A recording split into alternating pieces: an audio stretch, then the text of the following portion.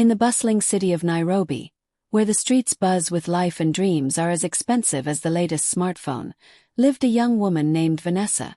She was beautiful, ambitious, and had a hunger for the good life, the kind of life where designer shoes and five-star dinners were the norm, not the exception. Vanessa's life was far from perfect. She lived in a cramped apartment in Kilimani, shared with a roommate who sometimes forgot to pay her share of the rent.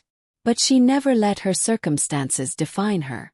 Her Instagram was full of glamorous photos that told a different story, one of luxury vacations, elegant clothes, and nights out in the city's hottest clubs. Vanessa had one rule in life: I will never struggle again.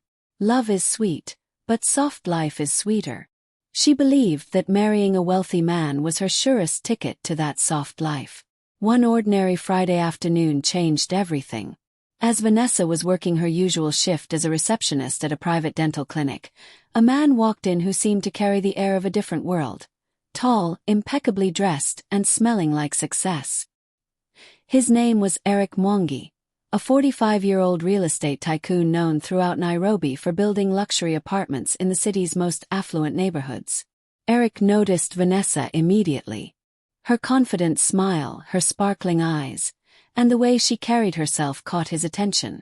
For Vanessa, this was the moment she had been waiting for. Within weeks, Eric was calling her regularly, showering her with gifts, and whisking her away to five-star restaurants.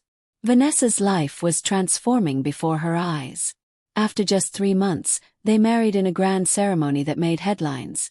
A picture-perfect white wedding filled with champagne, laughter, and admiration from everyone who knew them. Vanessa was now Mrs. Mwangi, the girl who had made it. Designer bags replaced her knockoffs. Spa days replaced late-night shillings counting, and her social media feed overflowed with luxury and joy. But behind the scenes of their seemingly perfect life, cracks began to form. Eric was a kind man. He loved Vanessa genuinely.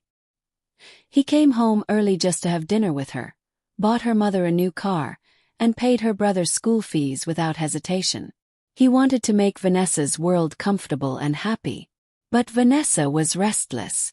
Eric was too calm, too mature, and too kind for her taste. She wanted excitement, the rush of something new, something unpredictable. One evening, Vanessa met Kevin, a 26-year-old fitness trainer. He wasn't wealthy, but he was fun, adventurous, and full of energy. Everything Eric wasn't. Vanessa was drawn to him like a moth to a flame. What started as innocent conversations soon turned into secret meetings. Vanessa began lying to Eric about late spa appointments that were really nights spent in hotel rooms with Kevin. She showered Kevin with money and gifts, even using Eric's credit card without his knowledge. She thought she was winning at life, juggling 2 worlds, enjoying the best of both. But karma has a way of catching up with those who try to cheat it. One fateful evening, Eric came home earlier than usual. He found Vanessa's iPad unlocked on the couch. Curious, he checked the messages and saw everything. Photos, texts, voice notes between Vanessa and Kevin. Vanessa walked into the living room to find Eric sitting silently, his eyes tired and broken. He didn't yell or scream. He simply looked at her and said, "I gave you love, Vanessa. Real love. You gave me betrayal." He handed her an envelope. Inside were divorce papers. No dramatic arguments, no fights. Just the quiet end of what could have been a beautiful story. Vanessa left the house with nothing. No house help, no chauffeur, no expensive dinners. Life came crashing down quickly. Vanessa moved into a small apartment in South B, a far cry from her luxurious home in Runda. Kevin disappeared as soon as the money stopped flowing. Her phone stopped ringing, her friends drifted away, and the glamorous lifestyle she once had was gone. From the bright lights and fine dining to frying eggs on a small stove in a cramped room, Vanessa faced reality. And it was harsh. But in losing everything, she found something she had never truly known, herself. Vanessa got a job as a cashier at a local beauty store. No filters, no pretense, just honest work. She began journaling every night, pouring her pain, regrets, and hopes onto paper. Slowly she healed. One day, she met a man named James, a humble primary school teacher. He didn't have a car or flashy clothes, but he had kindness in his eyes and patience in his heart.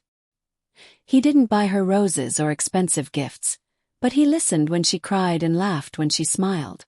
For the first time, Vanessa experienced a love that wasn't built on wealth or excitement but on care, respect, and understanding. Vanessa learned a powerful lesson. Greed might buy silk sheets, but it cannot buy peaceful sleep. Luxury might fill a closet, but it cannot fill an empty heart. Real wealth, the kind that lasts, is found in love, care, and peace of mind. So what about you? Would you choose love or luxury? Think carefully, because sometimes the softest life comes not from money, but from the heart. If you liked Vanessa's story, don't forget to share it with someone who needs to hear this lesson today.